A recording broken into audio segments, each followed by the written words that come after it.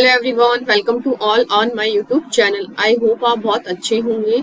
तो हमारा जो डेवलपमेंट बायोलॉजी का फ्रॉग डेवलपमेंट टॉपिक था वो हमारा डन हो चुका है। आज हम इसकी पीवाईक्यू जो है प्रीवियस ईयर क्वेश्चन जो है जो मुझे मिले ओनली फ्रॉग डेवलपमेंट जो टॉपिक है उसी के ही हैं।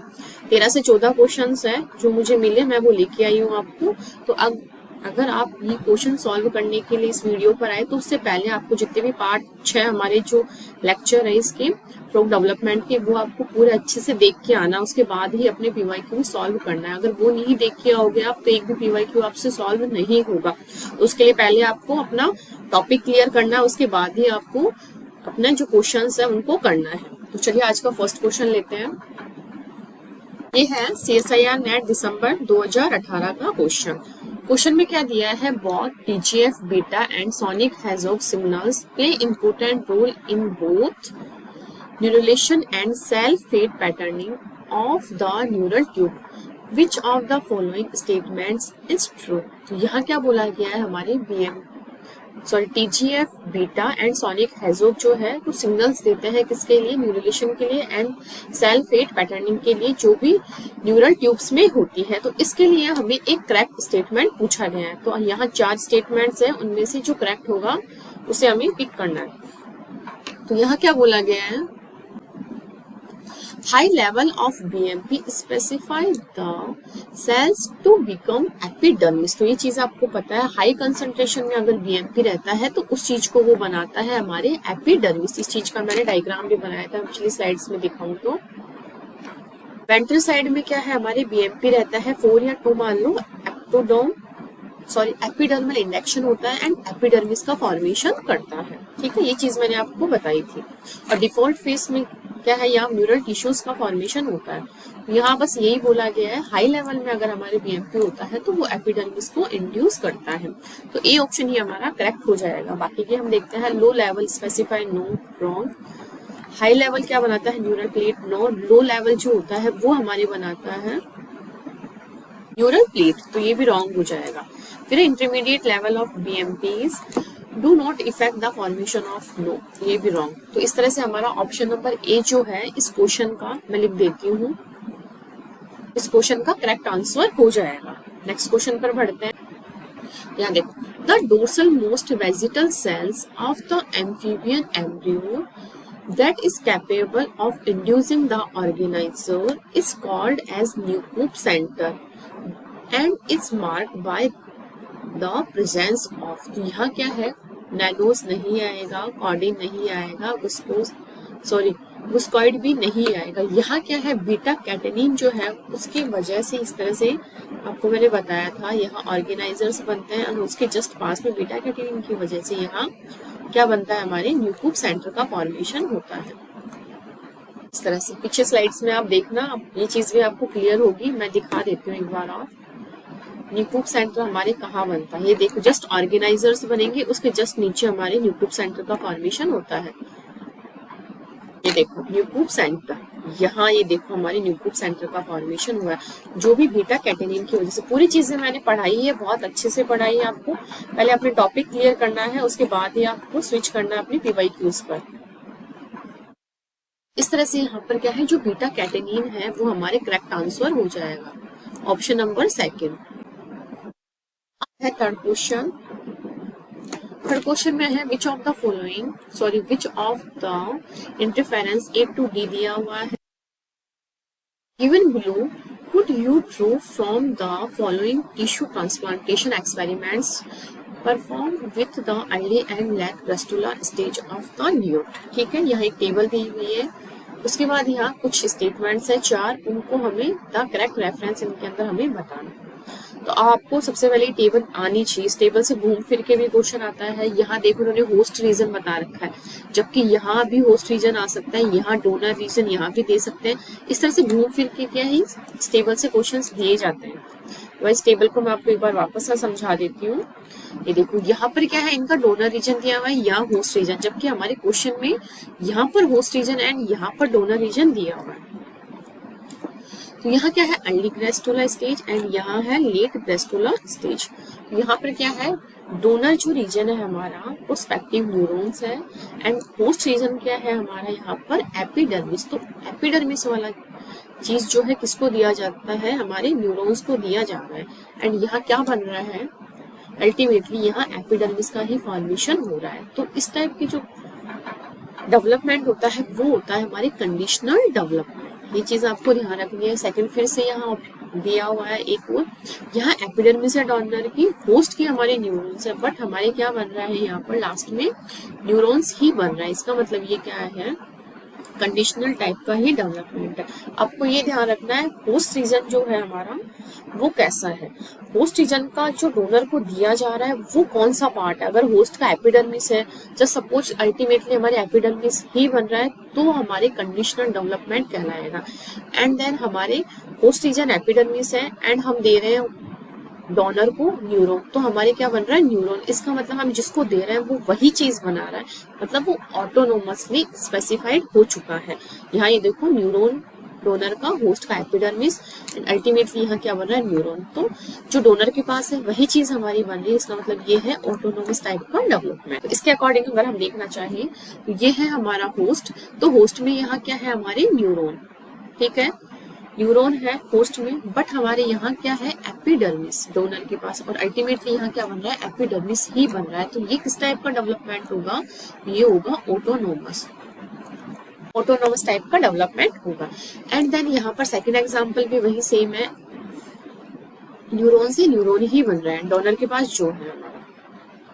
अब यहाँ क्या है हमारे लेट, इस टेबल को देख के मत सोचना टेबल गलत है। यहाँ क्या है एग्जामिनर क्या करता है, इन चीजों को घुमाता है। जैसे कि हमारे जो कंसेप्ट अगर हमको ध्यान है तो हम या चाहे इसको कितना भी घुमाए, यहाँ होस्ट रीजन है इसकी जगह यहाँ होस्ट रीजन कर दे, या यहाँ अर्ली ग्रेस्टुला स्टेज दे रखी है, क्योंकि अर्ली ग्रेस्टुला स्टेज पर ही इन्होंने क्या है ऑटोनोमस स्पेसिफाइड सेल्स को बता दिया है। जबकि हमारी जो टेबल है उसमें लेट के अंदर क्या है ऑटोनोमस है और अर्ली में क्या है कंडीशनल डेवलपमेंट होता है।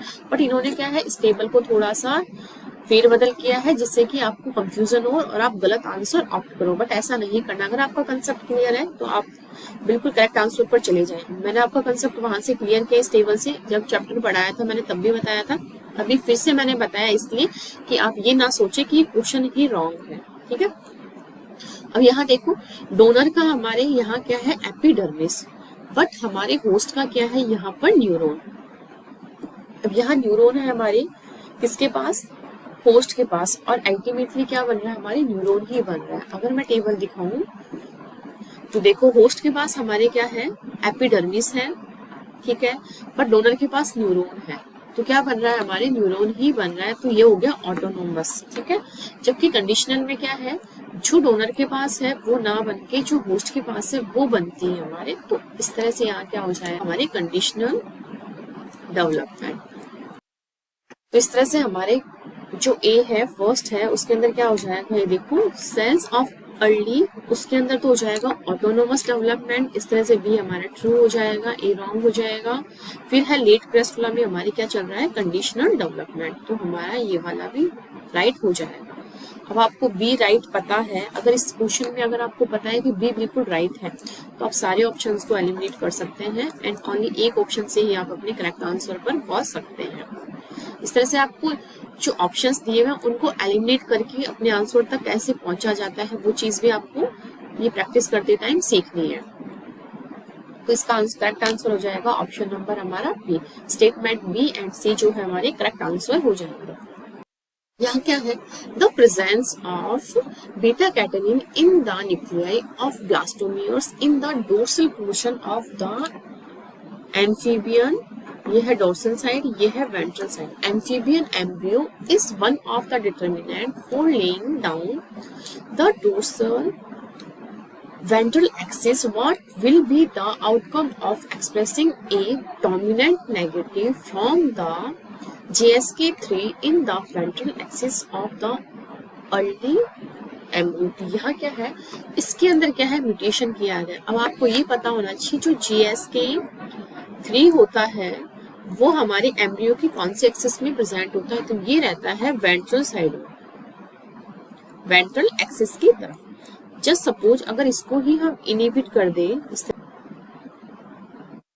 यहाँ क्या होगा, ये वेंट्रल साइड नहीं बनाएगा, नो वेंट्रल एक्सिस। ये चीज आपको ध्यान होगी, ये चीज मैंने पढ़ा दिया है आपको। अगर यहाँ ये नहीं होगा तो जो बीटा कैटेनिन है हमारा थ्रू आउट द एम्ब्रियो वो डिस्ट्रीब्यूट रहेगा। बीटा कैटेनिन क्या है, पूरे एम्ब्रियो में प्रेजेंट रहेगा। इस तरफ भी हमारे बीटा कैटेनिन रहेगा एंड देन इस तरफ भी हमारे बीटा कैटेनिन ही प्रेजेंट रहेगा। तो यहाँ क्या होता है, बीटा कैटेनिन की प्रेजेंस की वजह से यहाँ क्या है, दो एक्सिस का फॉर्मेशन होगा, क्योंकि डॉर्सल साइड तो बन ही रहा है बीटा कैटेनिन की वजह से, बट यहाँ पर GSK3 की एब्सेंस की वजह से यहाँ क्या हो रहा है, बीटा कैटेनिन एक्सप्रेस हो रहा है एंड देन इस एक्सिस को क्या है, सेकेंडरी एक्सिस का फॉर्मेशन कर रहा है। इस तरह का डायग्राम भी मैंने आपको दिखाया था, सेकेंडरी एक्सिस का डायग्राम किस टाइप का होता है, मतलब दोनों तरफ क्या है वही चीज एक्सप्रेस हो रही है। देखो इस तरह से क्या है, सेकेंडरी एक्सिस का फॉर्मेशन हो रहा है। ये देखो नो बीटा कैटेनिन इन वेंट्रल, यहाँ GSK3 है, इसका मतलब आराम से वेंट्रल साइड बनेगी, बट यहाँ अगर GSK3 एब्सेंट होगा तो इस तरह से सेकेंडरी एक्सिस का फॉर्मेशन होगी। कंसेप्ट भी देखो, ये डायग्राम भी बना के मैंने समझाया था आपको, ये उसी क्वेश्चन से क्वेश्चन आया हुआ है, कुछ भी ऐसा नहीं है जो मैंने आपको नहीं पढ़ाया हो।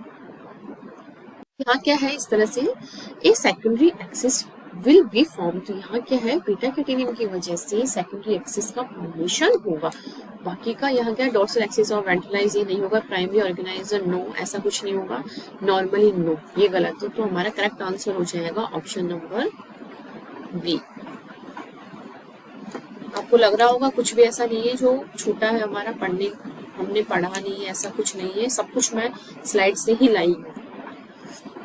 अब हमारा injection of noggin mRNA in cells that will become the future ventral side of a frog embryo minimize the effect of an organizer graft to the ventral side. This experiment demonstrate that. तो यहाँ क्या होगा, सबसे पहले आपको पता है हमारे जो नॉगिन mRNA है इसको हम क्या करवा रहे हैं, वेंट्रल साइड में क्या है, इसको इंजेक्ट कर रहे हैं। तो सबसे पहले आपको ये पता होना चाहिए नॉगिन हमारे नॉर्मली कहाँ प्रेजेंट होता है, डॉर्सल साइड में, बट हम इंजेक्शन के थ्रू यहाँ क्या कर रहे हैं, नॉगिन mRNA को डाल रहे हैं। mRNA अब आपको पता है ये डॉर्सल साइड बनाता है एंड वेंट्रल साइड में भी अगर आप इंजेक्शन के थ्रू इसमें इंड्यूस कर रहे हैं तो वही इसी तरह से यहाँ पे क्या बन जाएगा, सेकेंडरी एक्सिस का फॉर्मेशन होगा। That's it. तो यहाँ क्या है, ये ट्रांसक्रिप्शन फैक्टर है नो, इंड्यूस कर रहा है वेंट्रल फेट को नो। हमें जो एक्सपेरिमेंट है उसके अकॉर्डिंग जाना है, ठीक है, ऐसे नहीं हम अपने मनमर्जी से कुछ भी स्टेटमेंट्स का जो कॉम्बिनेशन है उसे हम ऑप्ट कर रहे हैं, ऐसा नहीं करना है। जो हमारे एक्सपेरिमेंट में बोला है, जिस क्वेश्चन की क्या डिमांड है वो चीज हमें ध्यान में रख के ही हमारा क्वेश्चन सॉल्व करना है, ठीक है। तो यहाँ क्या करा, नॉर्मली किस डॉर्सल साइड जो है हमारी डॉर्सल फेट जो फेट होता है उसके लिए रेस्पॉन्सिबल होता है, बट यहाँ क्या बोल रखा है, induce no, wrong. Noggin is involve in organizer fate, क्योंकि ये एक तरह से ऑर्गेनाइजर जीन में ही काउंट होता है। नॉगिन, कॉर्डिन एंड गुस्कोट ये क्या है, हमारे ऑर्गेनाइजर जीन्स होता है। तो सी हमारा बिल्कुल करेक्ट है। अब आपको ये देखना सी कौन कौन से ऑप्शन में, तो ऑप्शन ए में जो है हमारी सी नहीं है, ठीक है, ए हमारा रॉन्ग चला गया, तो ए भी हमने निकाल दिया, बी भी हमने देख लिया रॉन्ग है, ये लो देख लो, बस दो ऑप्शन पढ़े हमने, ए और बी हमारा रॉन्ग है, हमने सारे ऑप्शंस निकाल दिए और करेक्ट आंसर हमारा हो जाएगा ऑप्शन नंबर बी। हम डी ऑप्शन भी देखते हैं। Noggin is required to induce a secondary axis. Normally यहाँ अगर ये प्रेजेंट होता है तो ये डॉर्सल एक्सिस के फॉर्मेशन में हेल्प कर रहा था, बट हमने mRNA जो है नॉगिन का जो mRNA है वो इंजेक्शन के थ्रू वेंट्रल साइड में भी इसमें ढाला है। तो यहाँ क्या होगा, सेकेंडरी एक्सिस का इंड्यूशन होगा या इंड्यूस होगा वेंट्रल साइड में। तो इस तरह से यहाँ क्या है, सी एंड डी ऑप्शन जो है वो हमारे करेक्ट आंसर हो जाएंगे, ठीक है। ये था हमारे 2017 का क्वेश्चन। अब है हमारे सेम उसी टाइप के क्वेश्चन आ रहे हैं सारे 2016 का। In case of amphibians, the dorsal lip cells and their derivatives are called as Spearman Manigard organizer. ये एक्सपेरिमेंट आपको मैंने करवाया था। Following statements related to the organizer were made. यहाँ क्या बोला गया है? It induces the post ventral tissues, ठीक है, ये इंड्यूस कर रहा है वेंट्रल टिश्यूज को to change their fates to from a neural to and dorsal mesodermal tissue. ठीक है, ऑर्गेनाइजर के बारे में पूछा गया है हमारे करेक्ट स्टेटमेंट, ये भी ध्यान रखना है, करेक्ट पूछा है या इनकरेक्ट पूछा है। It cannot organize the host and donor tissue into a secondary embryo, ऐसा नहीं होता है, तो स्टेटमेंट भी जो है हमारा वो रॉन्ग हो जाएगा। ये चीज आपको पता है बिल्कुल कि क्या है, ये डोनर टिश्यू में सेकेंडरी एम्ब्रियो के लिए रेस्पॉन्सिबल ही नहीं होता, ऐसा कुछ नहीं होता, ये रॉन्ग स्टेटमेंट है बिल्कुल हमारा। फिर देखते हैं हमारे सी ऑप्शन में क्या दिया हुआ है स्टेटमेंट में, it does not have the ability to self differentiated into dorsal mesoderm, ऐसा नहीं है, इसके अंदर एबिलिटी होती है, ये भी रॉन्ग हो जाएगा। ऑर्गेनाइजर के बारे में पूछा है, ऑर्गेनाइजर के सारे पॉइंट्स मैंने एज इट इज आपको पढ़ाए, ऐसे कैसे पूरी बुक की लैंग्वेज ऐसे कैसे उठ के आएंगे, देखो सेल्फ डिफरेंशिएट करता है इनटू डॉर्सल मेसोडर्म, ठीक है, एबिलिटी होती है डॉर्सलाइज करने का इसका सराउंडिंग मेसोडर्म इनटू फेरेंशियम, ठीक है, फिर है एबिलिटी होती है इसकी डॉर्सलाइज करने का एक्टोडर्म एंड इंड्यूस करता है न्यूरल ट्यूब्स को, ठीक है, जो फर्स्ट ऑप्शन में बोला गया, एंड इनिशिएट करता है मूवमेंट ऑफ रेस्टोलेशन। तो इन्हीं सारे पॉइंट से उठ करके हमारा ये क्वेश्चन आया है, ठीक है।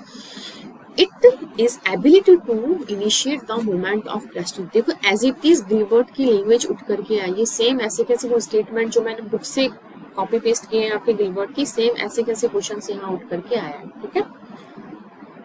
ठीक है, तो हमारा डी स्टेटमेंट बिल्कुल करेक्ट हो गया है। एंड ये क्या करता है, इंड्यूस करता है neural plate and dorsal mesodermal tissue, तो ए भी हमारा करेक्ट था, ये चीजें मैंने अभी आपको बताई थी। अब है both beta catenin and chordin are produced by the organizer, no only यहाँ बीटा कैटेनिन ही हेल्प करता है ऑर्गेनाइजर के फॉर्मेशन या इसके इंड्यूस करने में। तो इस तरह से हमारे option number A and D जो है हमारे करेक्ट हो जाएंगे। इस तरह से हमारा जो करेक्ट आंसर है वो है option number A. Statement A and D जो है वो करेक्ट होगा, ठीक है। तो इस तरह से सारे ऑप्शंस हम एलिमिनेट कर देंगे एंड सही आंसर है हमारा ऑप्शन नंबर फर्स्ट। चलते हैं नेक्स्ट क्वेश्चन पर। The initial dorsal ventral axis in amphibian embryo is determined by, ये चीज मैंने आपको बताई थी। यहाँ क्या है हमारा, ये एनिमल हेमिस्फीयर है एंड एक है हमारी वेजिटल हेमिस्फीयर। तो यहाँ क्या करते हैं, यहाँ जस्ट यहाँ से हमारे एम्ब्रियो की स्पर्म की एंट्री होती है। जैसे स्पर्म की एंट्री होती है, डॉर्सल एंड वेजिटल जो एक्सिस है उनका जो है डिफरेंशिएशन हो जाता है या डिटरमाइंड हो जाती है। तो जैसे ये हमारे एंट्री करता है स्पर्म, उसके जस्ट अपोजिट डायरेक्शन में हमारे डॉर्सल एक्सिस बनेगा एंड इस तरफ हमारे वेंट्रल एक्सिस बनेगा। तो यहाँ क्या है, the point of sperm entry, ये डिटरमाइन करती है हमारे डॉर्सल एंड वेंट्रल एक्सिस जो एम्फीबियन का एम्ब्रियो है उसके अंदर कहाँ फॉर्म हो। बाकी के ऑप्शंस हम एलिमिनेट कर देंगे।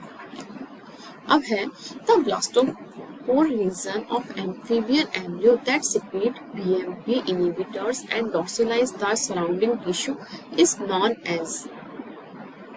यहाँ क्या बोला गया, ब्लास्टोपोर रीजन जो होता है हमारा एम्फीबियन एम्ब्रियो का, वो सिक्रेट करता है कुछ BMP इनहिबिटर्स और डॉर्सलाइज करता है सराउंडिंग टिश्यूज को। तो यहाँ क्या होगा, यहाँ ये भी नहीं होगा, हैंसन नोड भी नहीं होगा, ये एलीज में होता है मतलब बर्ड्स में, एंड न्यूक्लिक सेंटर भी नहीं होता है क्योंकि आपको पता है न्यूक्लिक सेंटर हमारे ये हेल्प नहीं करता है। तो यहाँ हमारे हो जाएगा स्पिमेन ऑर्गेनाइजर जो है वो क्या करते हैं, हेल्प करते हैं डॉर्सलाइज करने के लिए सराउंडिंग टिश्यूज को। तो यहाँ ऑप्शन नंबर जो सी है वो हमारा क्या हो जाएगा, करेक्ट आंसर हो जाएगा। अब है in case of this Xenopus laevis which cells make up of nucleic centre and Spemann organizer. तो आपको ये बताना है इनका जो ऑरिजिन होता है किस टाइप का होता है। तो आपको ये पता है स्पिमेन ऑर्गेनाइजर जो है हमारा वो मेसोडर्मल वाले रीजन में जो है वो फॉर्म होता है। जैसे कि मैं एम्ब्रियो भी बनाऊं, यहाँ हमारे एंडो होता है, यहाँ मेसो होता है एंड सबसे ऊपर होता है एक्टोडर्म। तो जस्ट यहाँ पर हमारे क्या बनता है, एंडोडर्मल वाले रीजन के इधर जस्ट हमारे बनता है न्यूक्लिक सेंटर, ठीक है, एंड यहाँ हमारे कहीं बनता है ऑर्गेनाइजर जिसके अंदर नॉगिन, कॉलिन एंड गुस्कॉइड जो जीन्स है वो उनका फॉर्मेशन या उन प्रोटीन्स का फॉर्मेशन होता है। तो इस तरह से हमारे रेस्पेक्टिवली पहले न्यूक्लियर सेंटर का पूछा है तो वो होता है एंडोडर्मन एंड उसके बाद है हमारे मेसोडर्मन जो कि ऑर्गेनाइजर है। ठीक है, दोनों का पूछा गया है। यहाँ करेक्ट आंसर हमारे हो जाएगा ऑप्शन नंबर फर्स्ट, बाकी के हमारे एलिमिनेट हो जाएंगे। अब है दिसंबर 2019 का क्वेश्चन, काफी लेंथी है, कुछ भी नहीं है इसके अंदर। हाई कंसंट्रेशन गुस्कॉइड की वो सब चीजें पूछी गई जो मैंने बहुत अच्छे से आपको बना करके भी बताया था। यहाँ ओनली आपको ये पता होना चाहिए हाई लेवल में एक्टिविन होता है या XBRA जीन होता है या गुस्कॉइड होता है तो क्या बनता है, लो लेवल में होता है तो क्या बनता है, इन चीजों का आपको पता होना चाहिए। डिफॉल्ट केस में हमारे क्या बनता है ये सब चीजें आपको पता होनी चाहिए। A morphogen can determine the fate of a cell by its concentration. Given below are some statements on the experiment performed to study the gradient dependent effect on of the morphogen activin on cell fate by placing activin secreting beads on unspecified cells from an early xenopus embryo। ठीक है, यहाँ कुछ statements हैं और हमें opt करना है बिल्कुल करेक्ट स्टेटमेंट। तो हम देखते हैं सबसे पहले डिफॉल्ट केस यहाँ लिखा हुआ है। ठीक है, तो आपको ये पता होना चाहिए डिफॉल्ट केस में क्या बना था, ब्लड वेसल्स एंड हमारे हार्ट का फॉर्मेशन हो रहा था। मैं पीछे जस्ट दिखाऊं आपको, मैंने आपको बना करके भी बताया था बहुत अच्छे से। ये देखो एक्टिविन डिफॉल्ट केस में क्या बन रहा है, हमारे ब्लड वेसल्स एंड हार्ट का फॉर्मेशन करता है। एंड देन मॉडरेट कंसंट्रेशन में XBR जीन जो होता है वो क्या कर रहा है, मसल्स का फॉर्मेशन। एंड हाई कंसंट्रेशन में क्या कर रहा है, डॉर्सल ऑर्गेनाइजर जो फैक्टर्स है उनका फॉर्मेशन कर रहे हैं, उनको इंड्यूस कर रहे हैं। तो यहाँ हमारे ऑप्शन नंबर ई जो है वो बिल्कुल करेक्ट था। Cells furthest become from the beads getting negligible activin activated neither XBR nor goosecoid and ना ही तो यहाँ पर XBRA जीन है ना ही यहाँ पर गुस्कॉइड जीन है। एंड देन डिफॉल्ट केस में यहाँ क्या बन रहा है, gene expression instructed the cells to become blood vessels and heart. तो बिल्कुल करेक्ट आंसर है हमारा, स्टेटमेंट है ई। अब ई स्टेटमेंट हमारा राइट है, statement option number first and second तो हमारा एलिमिनेट हो जाएगा। ठीक है, अब हम देखते हैं इसी के साथ हमारा कौन सा ऑप्शन कोई भी एलिमिनेट नहीं हुआ। ठीक है, अब हमको पता है 4 या 4 में से हमारा कोई एक आंसर होगा। अब हम देखते हैं cells furthest from the beads getting negligible active XBRA gene and become blood vessels and heart. तो यहाँ क्या है, दोनों कॉन्ट्राडिक्ट मतलब एक दूसरे के अपोजिट स्टेटमेंट है। अगर हमारा डी सही, सी सही है, ई सही है तो हमारा डी बिल्कुल रॉन्ग होगा, क्योंकि यहाँ इसकी वजह से क्या एक्टिव हो रहा है, हमारे ब्लड वेसल्स एंड हार्ट का फॉर्मेशन हो रहा है, जबकि ऐसा नहीं होगा। इसलिए ये ऑप्शन हमारा बिल्कुल रॉन्ग हो गया। अब आपको पता है डी ऑप्शन भी आपका कट गया, तो ये लो हम 2 स्टेटमेंट पढ़ते हैं, हमारे करेक्ट आंसर पर पहुंच गए। ठीक है, आपके सामने है पूरा, हमको पता है ई सही है और डी हमारा रॉन्ग है, तो हम स्टेटमेंट जो करेक्ट हमारा आंसर है उसके ऊपर हम पहुंच गए। अब हम देखते हैं cells nearest to the beads getting highest concentration of activin induced XBRA gene become product is a transcription factor specify the dorsal no। ये हो जाएगा हमारे रॉन्ग आंसर, मतलब स्टेटमेंट रॉन्ग। यहाँ देखो cells nearest to the beads getting high concentration activin की हम देखते हैं जो कि इंड्यूस कर रहा है हमारे गुस्कॉइड जीन को, जबकि यहाँ किसको बता रखा है, XBRA जीन को, क्योंकि मॉडरेट कंसंट्रेशन में ये उसको एक्टिव करता है। इस वजह से सी ऑप्शन हमारा रॉन्ग गया है।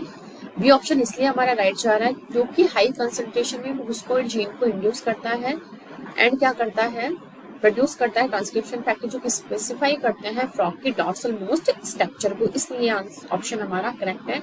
जबकि सी ऑप्शन जो है इसका बिल्कुल कॉन्ट्राडिक्टरी ऑपोजिट दिया हुआ था, XBRA जीन इंड्यूस होता है जबकि XBRA जीन इंड्यूस नहीं होता है, यहाँ गुस्कॉइड होता है।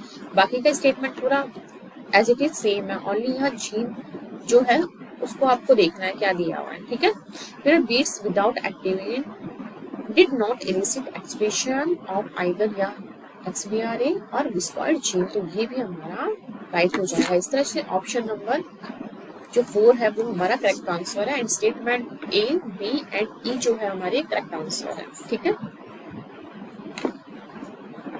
Injection of noggin mRNA into one cell UV irradiated embryo of frog completely rescue dorsal development, ठीक है, and allow the formation of a complete embryo, ठीक है. Some of the following statement, A से D statements दिए हुए, could possibly explain this observation.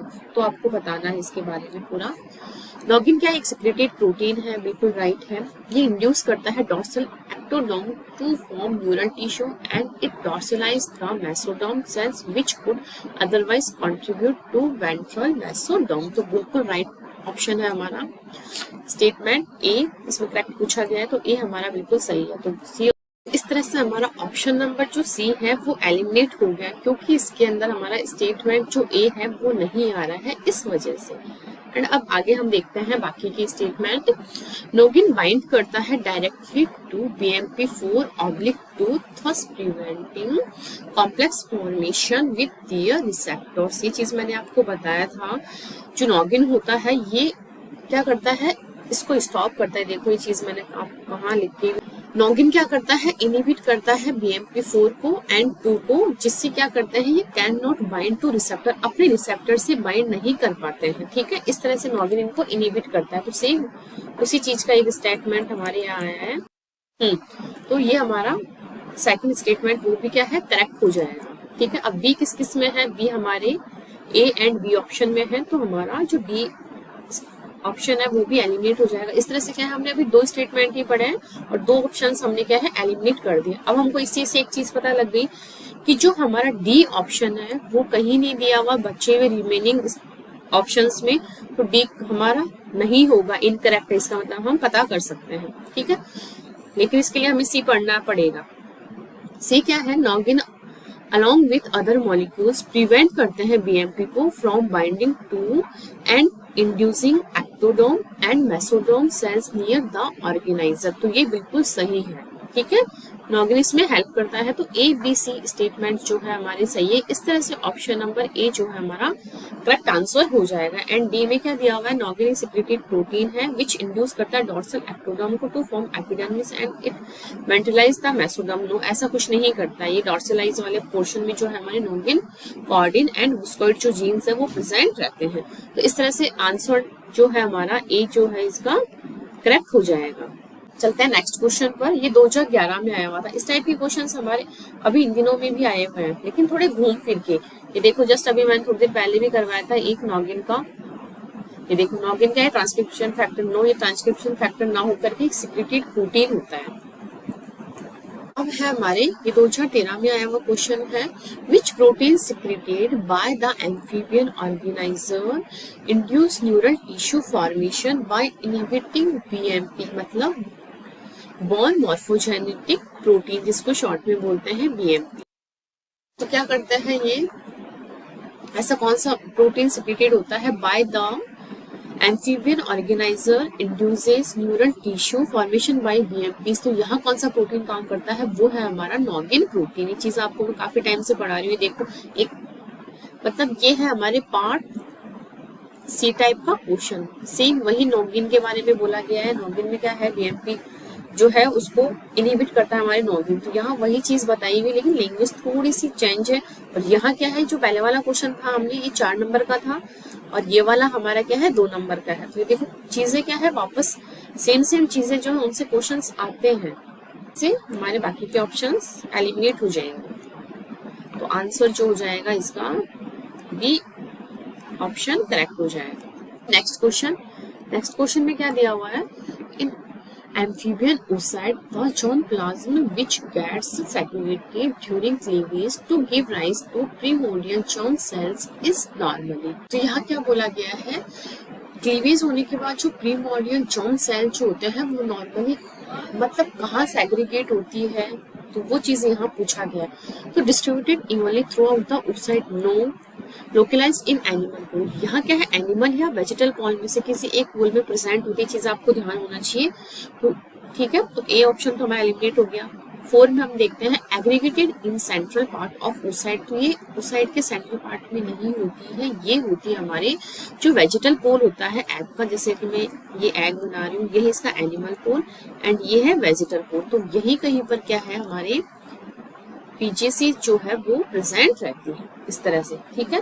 तो यहाँ क्या होता है, ये वेजिटल बोल में ही प्रेजेंट रहती है, ये आपको ध्यान रखना है। ये इसका डॉर्सल साइड हो जाएगा, ये इसका वेंट्रल साइड हो जाएगा। ये है एक एक्सिस जो है हमारे एम्ब्रियो की, वो सब चीजें इस तरह से इसमें प्रेजेंट होती है। तो इसका करेक्ट आंसर हो जाएगा हमारे ऑप्शन नंबर 3। चलते हैं हम नेक्स्ट क्वेश्चन के ऊपर। In xenopus embryo, beta catenin play an important role in dorsal ventral axis development। But आपको सबसे पहले लैंग्वेज पढ़ते ही समझ में आना चाहिए। ये एम्ब्रियो बना लिया हमने, ये डॉर्सल साइड हो गई, ये वेंट्रल साइड। तो बीटा कैटेनिन यहाँ कहीं इसमें प्रेजेंट होता है, ठीक है। तो थ्रू आउट द एम्ब्रियो होता है, लेकिन ये डॉर्सल साइड में ज्यादा प्रेजेंट होता है, क्योंकि यहाँ इसका एनीमी प्रेजेंट होता है GSK3, जिस वजह से ये वेंट्रल साइड बनाता है। एंड यहाँ हमारे कहीं प्रेजेंट होता है बीटा, मतलब कि यहाँ GSK3 एब्सेंट होता है, जिस वजह से यहाँ बीटा कैटेनिन ही रहता है, एक्सप्रेस होता है। What could you expect if the exogenous glycogen synthesis kinase, मतलब GSK3 is knocked out, मतलब हमने बाहर निकाल दिया है, ठीक है। ये GSK3 अगर यहाँ नहीं रहेगा, तो सपोज ये एब्सेंट रहेगा, तो यहाँ क्या होगा, एब्सेंट GSK3, या इसको हमने ब्लॉक कर दिया, इस तरह से इसको हमने ब्लॉक कर दिया, नेगेटिव डोमिनेंट नेगेटिव उसके अंदर म्यूटेशन करके। तो उससे हमारे क्या होगा, इससे हमारे क्या होगा, यहाँ पर जो through out beta catenin present है, ये थ्रू आउट प्रेजेंट रहता है, बट हमारे GSK3 की वजह से इसका जो एक्सप्रेशन है बीटा कैटेनिन का, वो वेंट्रल साइड में नहीं होता है। तो यहाँ क्या है, GSK3 को अगर हमने इनहिबिट कर दिया, तो यहाँ क्या होगा, इसके इनहिबिट होने की वजह से यहाँ बीटा कैटेनिन जो है वो एक्टिवेट रहेगा वेंट्रल साइड में भी, एंड देन इस तरफ वाला एक्सिस भी ये बनाएगा, एंड इस तरफ वाला एक्सिस भी बनाएगा। तो इस तरफ जो एक्सिस बनेगा वो है प्राइमरी, एंड इस तरफ जो एक्सिस बनेगा वो है हमारे सेकेंडरी एक्सिस। ये हमने कंक्लूजन निकाला हमारे क्वेश्चन से। अब हमारे स्टेटमेंट्स पढ़ते हैं। Block of GSK3 on the ventral side has no effect in normal. No गलत इफेक्ट पड़ता है, नॉर्मल एम्ब्रियो का फॉर्मेशन हो ही नहीं सकता है। फिर है as resulting embryo will only have ventral sides. No dorsal side भी तो बनेगी ना, क्योंकि बीटा कैटेनिन तो डोर्सल साइड में प्रेजेंट है, तो ये भी नहीं होगा।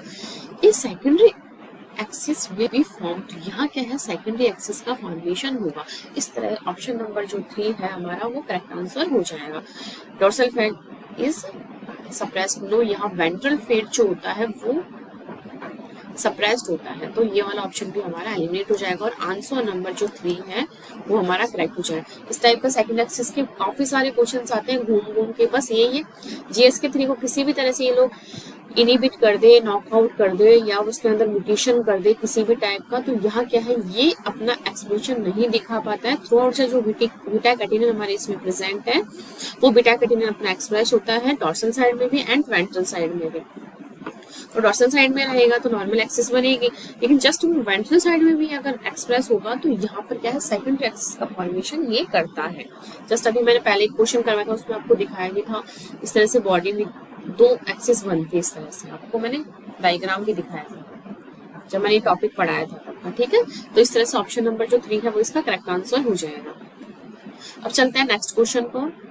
नेक्स्ट क्वेश्चन है, which one of the following statements with respect to development of amphibians is correct? Correct answer हमें बताना है। अब यहाँ क्या है, restoration begins with the invagination of bottle cells, ठीक है, followed by coordinated evolution of the mesodermal precursors and the epiboly of the prospective ectoderm, ठीक है, ये हमने पढ़ लिया है। हमें अगर थोड़ा बहुत इसमें डाउट भी है तो इसको छोड़ देते हैं, बाकी के स्टेटमेंट्स हम पढ़ते हैं। The organiser induce the nuclear centre. Wrong, गलत है, यहाँ नहीं होता है। न्यूक्लियर सेंटर जो है वो ऑर्गेनाइजर के थ्रू इंड्यूस नहीं होता है, ये चीज आपको पता है, तो ये स्टेटमेंट हमारा रॉन्ग हो जाएगा। फिर the organiser is found by the accumulation of beta catenin, तो ऐसा कुछ नहीं होता है, ठीक है। फिर है in the absence of BMP inhibitors, ectodermal cells form neural tube BMPs। इस स्टेटमेंट भी हमारा रॉन्ग हो जाएगा। इनकी एब्सेंस में क्या बन रहा है, न्यूरल ट्यूब BMPs का फॉर्मेशन हो रहा है, ऐसा नहीं होता है। अब आपको क्या है, ऑप्शन नंबर जो 3 है उसमें थोड़ा सा आपको होगा कि बीटा कैटेनिन की वजह से ही यहाँ क्या है, ऑर्गेनाइजर जीन्स का फॉर्मेशन होता है, नॉगिन, कॉर्डिन एंड गुस्कॉइड का, बट यहाँ इसका एक्युमुलेशन नहीं होता है। कुछ पोर्शन जो होता है बीटा कैटेनिन का हेल्प करता है उनकी इंडिविजुअल में, ठीक है। बट हमारे सबसे अच्छा जो करेक्ट आंसर जो हमें मिला है, मतलब बहुत अच्छे स्टेटमेंट, यहाँ क्या है, जो मोर एप्रोप्रिएट ऑप्शन होता है हमें वो ऑप्ट करना होता है। तो उसके लिए हमारा जो ऑप्शन नंबर ए है हमारा, वो ज्यादा हमको करेक्ट लग रहा है। देखो इसमें क्या है, हमारे इमेजिनेशन होता है बॉटल सेल्स का, ठीक है। उसके बाद हमारा इवोल्यूशन होता है हमारे मेसोडर्मल प्रिकर्सर सेल्स का, एंड ईपीबोनी होती है पर्सपेक्टिव एक्टोडर्म में। तो ये बिल्कुल करेक्ट स्टेटमेंट है हमारा। ऑप्शन नंबर जो ए है वो हमारा करेक्ट आंसर इसमें है। Which one of the following mRNA is a BMP inhibitor and can rescue the dorsal structure of ventralized xenopus embryo when injected into it। तो यहाँ क्या बोला गया है, अगर हम क्या कर रहे हैं, कौन सा ऐसा प्रोटीन या mRNA दे रहे हैं जिसके अंदर क्या है, हमारा जो डॉर्सल साइड है वो रेस्क्यू हो रहा है। तो यहाँ हमने एक प्रोटीन पढ़ा था हमारा नॉगिन प्रोटीन, रेस्क्यू करने में हेल्प करता है। इसके नॉगिन mRNA अगर हम दे देते हैं तो क्या है, हमारे जो एम्ब्रियो थोड़ा सा डिस्ट्रॉय हो जाता है या कुछ भी हो जाता है तो वापस रेस्क्यू या नॉर्मल एम्ब्रियो का फॉर्मेशन यहाँ होने लगता है। तो यहाँ जो प्रोटीन हेल्प करता है वो हमारे नॉगिन। तो बाकी के ऑप्शंस हमारे एलिमिनेट हो जाएंगे, करेक्ट आंसर हो जाएगा हमारे ऑप्शन नंबर बी। तो ये थे हमारे 10 से 15 फ्रॉग डेवलपमेंट। पूरा टॉपिक मैंने अच्छे से क्लियर करवाया है आपका, एंड देन उसके बाद मैंने आपके PYQs लिए हैं। फिर से मैं आपको बोल रही हूँ, PYQ अगर आप सॉल्व करो उससे पहले आपका टॉपिक क्लियर होना बहुत जरूरी है, वरना आपको ये क्वेश्चंस लगेंगे बहुत हार्ड, जबकि बहुत इजी सारी चीजें एज टू जेड मैंने पढ़ाई है। ये रेस्क्यू वाली जो है, ये देखो मैं आपको बताती हूँ मैंने ये कहाँ पढ़ाया है। ये देखो पूरा अच्छे से मैंने सब कुछ पढ़ाया है। यूवी रेस से अगर मैं ये डिस्ट्रॉय हो गया तो वेंट्रलाइज एम्ब्रियो बनेगा। बट हम क्या कर रहे हैं, CDNA लाइब्रेरी से हमने नॉगिन mRNA जो है ये देखो इंजेक्ट किया है यहाँ पर, उससे क्या है हमारे रेस्क्यू हो गया डॉर्सल साइड, एंड कंप्लीट जो एम्ब्रियो बनना होता है सेम वैसे के वैसे बन रहा है। तो यहाँ कौन सा फैक्टर हेल्प कर रहा है, नॉगिन प्रोटीन। सब चीजें मैंने ऐसे कैसे आपको बना करके बताई है, फिर भी अगर आप नहीं कर रहे हो तो आपकी गलती है। आपको पूरा अच्छे से पहले पढ़ना पड़ेगा, उसके बाद ही आप इसको सॉल्व करना। मैं फिर से आपको बोल रही हूँ। तो ये थे हमारे फ्रॉग डेवलपमेंट के सारे क्वेश्चंस। आई होप आपको सब कुछ क्लियर हुआ होगा। फिर भी अगर आपको कोई डाउट लगता है तो आप कमेंट सेक्शन में कमेंट करके पूछ सकते हैं। एंड अगर आप डेवलपमेंट बायोलॉजी में कौन सा टॉपिक चाहते हैं कि मैम आप ये वाला टॉपिक क्लियर करवाइए, तो मैं वो टॉपिक आपके लिए ला सकती हूँ। तो आप मुझे कमेंट सेक्शन में बता सकते हैं अपना सजेशन कि मुझे कौन सा टॉपिक लाना चाहिए। और अगर अभी तक आपने चैनल को सब्सक्राइब नहीं किया है तो प्लीज इसे लाइक कीजिए, सब्सक्राइब कीजिए, ज्यादा से ज्यादा लोगों को शेयर कीजिए। Thank you.